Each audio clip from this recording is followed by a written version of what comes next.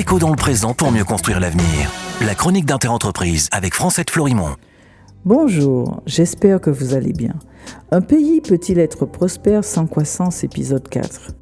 Une grande illusion se niche au cœur du capitalisme, celle de penser qu'il crée l'abondance. Or, c'est tout le contraire. Le capitalisme crée le manque, il en a besoin pour exister. La débauche des produits dans les magasins n'est pas le signe d'abondance, mais celui de la surproduction. Et par des artifices marketing, l'objectif est de créer des formes de pénurie artificielle pour alimenter la machine à produire. Même si cela peut paraître incroyable, en fait, le capitalisme n'a pas comme objectif de satisfaire les besoins humains, mais plutôt d'éviter d'y satisfaire. De même, certains termes très utilisés sont construits autour de cette surproduction et à l'usage, ils faussent les discours. Le meilleur exemple est celui du pouvoir d'achat. Il est aujourd'hui sur toutes les lèvres comme la clé magique ouvrant toutes les portes des temples de la consommation pour remplir chaque recoin de la vie. Cette expression donne l'impression qu'il existerait un pouvoir dans l'acte d'acheter, même ce dont on n'a pas besoin. Il y en a même qui parlent de liberté en évoquant ce pouvoir.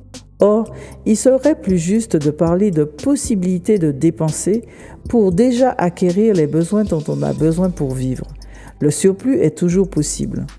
Cette notion de possibilité d'acheter est complètement absente dans le terme pouvoir d'achat. Pourquoi ? Parce que l'on voit des augmentations accordées au nom du pouvoir d'achat qui ne permettent même pas de couvrir le prix d'un repas par jour tant elles paraissent dérisoires.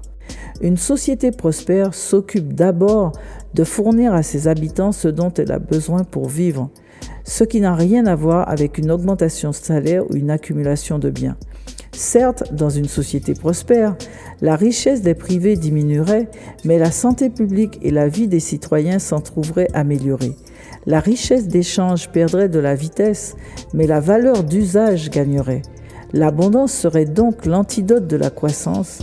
Et oui, on peut bien vivre dans un pays sans croissance. À la semaine prochaine. Prenez soin de vous. Déco dans le présent pour mieux construire l'avenir. La chronique d'Interentreprise avec Francette Florimond.